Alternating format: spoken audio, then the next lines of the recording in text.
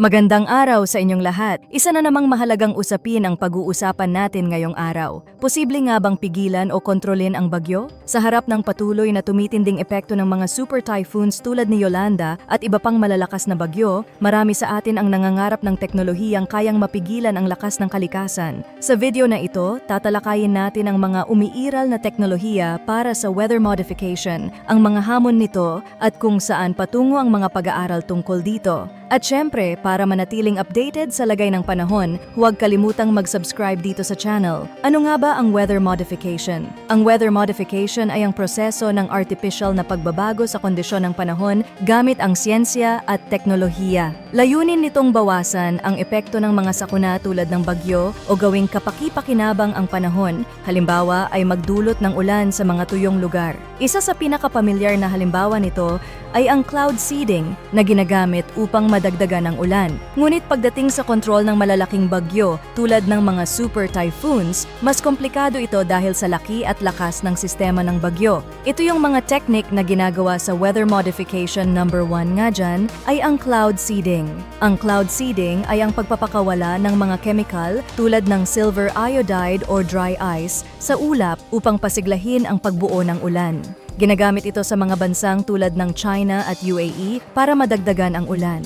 Subalit, hindi ito epektibo sa malalaking bagyo dahil ang mga ito ay masyadong malawak at komplikado. Number 2, Project Storm Fury. Noong 1960s hanggang 1980s, sinubukan ng United States ang Project Storm Fury, isang eksperimento upang pahinain ang lakas ng bagyo gamit ang silver iodide. Ipinakakalat ito sa outer bands ng bagyo upang mabawasan ang lakas ng hangin. Sa simula, tila epektibo ito, ngunit kalaunan ay napag-alamang ang epekto ay natural na bahagi lamang ng cycle ng bagyo. Dahil dito, itinigil ang proyekto. Number 3. Cooling the ocean surface. Teoryang nagsasabing kung bababaan ang temperatura ng ibabaw ng karagatan, maiiwasan ang pagbuo ng bagyo. Ang init ng dagat, na karaniwang nasa 26.5 degrees Celsius pataas, ang nagbibigay ng enerhiya sa bagyo. Gayunpaman, ang lawak ng karagatan at ang napakalaking gastos ang pangunahing hamon sa teknolohiyang ito. At ang panghuli ang laser at sound waves. May mga eksperimento rin na gumagamit ng laser or sound waves upang baguhin ang pressure ng bagyo. Ang teorya ay maaaring mahina ang lakas nito bago pa tumama sa lupa.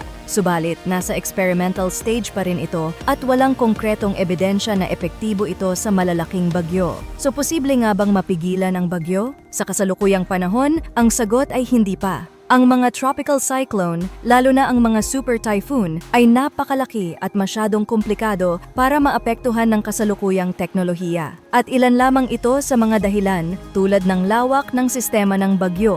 Ang isang bagyo ay maaaring umabot ng daan-daang kilometro ang lawak. Napakahirap kontrolin ang bawat bahagi nito. Pangalawa, yung posibleng epekto nito sa kalikasan. Ang anumang pagtatangkang baguhin ang isang bagyo ay maaaring magdulot ng hindi inaasahang epekto sa kalikasan, tulad ng pagbabago sa pattern ng ulan o temperatura. At syempre yung gastos. Ang teknolohiyang kailangan upang kontrolin ang isang bagyo ay nangangailangan ng napakalaking pondo na mahirap makuha para sa ganitong proyekto. Habang hindi pa kaya ng teknolohiya ang kontrolin ng bagyo, ang kahandaan ang pinakamahalagang armas natin laban dito. Narito ang ilang hakbang na maaari nating gawin. Makinig sa mga abiso ng PAGASA at iba pang meteorological agencies. Mahalaga ang tamang impormasyon bago dumating ang bagyo. Siguro yung pagtatayo ng mga gusali at tirahan na kayang tumagal sa malalakas na hangin at ulan. At syempre, number 1 pa din dyan ang pagtatanim ng puno. Ang pagtatanim ng puno ay nakakatulong upang mabawasan ang epekto ng climate change na isa sa mga dahilan ng paglakas ng mga bagyo.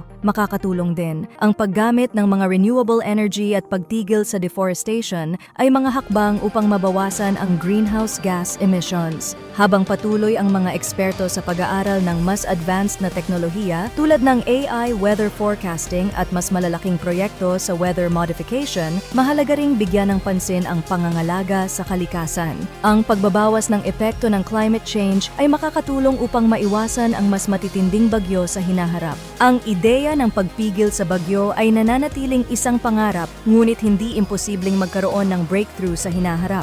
Habang hindi pa natin kontrolado ang kalikasan, ang kahandaan, tamang impormasyon at pagtutulungan ang pinakamahalaga upang mabawasan ang epekto ng bagyo sa ating buhay. Mga kababayan, habang hindi pa natin magawang kontrolin ang lakas ng kalikasan, tandaan na ang pagiging handa ang ating pinakamalakas na sandata. Salamat sa inyong pagtutok at manatiling ligtas.